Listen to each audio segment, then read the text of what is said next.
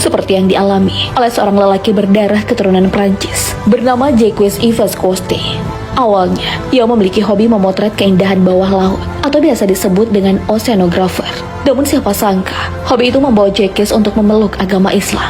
Kisah ini bermula saat ia sedang mengekspor permukaan laut untuk mengambil gambar pemandangan terumbu karang. Di tengah-tengah pemotretannya, ia terheran-heran karena merasakan air yang tawar. Hal tersebut pun ia ceritakan kepada kawannya ketika naik ke permukaan. Namun dirinya tak mendapat jawaban dari kondisi air yang rasanya tak bercampur itu.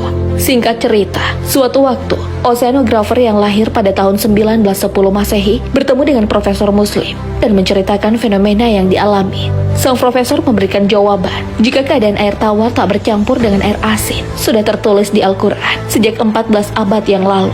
Sebagaimana dalam Al-Quran, ayat itu berbunyi, Allah membiarkan dua lautan mengalir, yang keduanya kemudian bertemu, dan antara keduanya ada batas yang tak bisa membuatnya tercampur. Al-Quran, Surah Ar-Rahman, ayat 19 hingga 20. Jacques yang mendengar ayat dan penjelasan sang profesor terkejut. Dan peristiwa itu, dirinya memutuskan untuk mengucap 2 kalimat syahadat.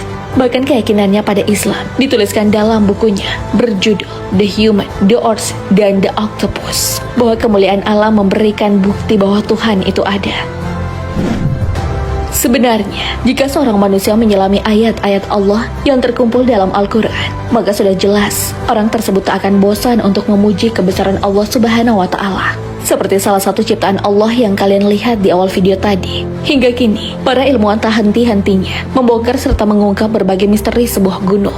Dalam buku Al-Quran versus Sains Modern, menurut Dr. Zakir Naik, dituliskan bahwa seorang profesor arkeolog asal Amerika Serikat bernama Emeritus Frank pernah mengkaji tentang gunung sebagai pasak bumi. Pada penelitian tersebut, sang profesor menemukan fakta bahwa gunung dengan ketinggian 5.000 meter di atas permukaan laut memiliki lapisan gunung bagian bawah atau akar yang menghujam sejauh 35 km ke dalam bumi. Dan karena alasan tersebut, bumi mampu berada dalam kondisi yang seimbang. Padahal, penemuan yang ditemukan oleh sang arkeolog sudah difirmankan oleh Allah Subhanahu wa Ta'ala di dalam Al-Quran 1400 tahun yang lalu. Dan Allah menancapkan gunung-gunung di bumi supaya bumi tidak berguncang bersama kamu, dan sungai-sungai serta jalan-jalan agar kamu mendapat petunjuk. Al-Quran Surah An-Nahl ayat 15. Audio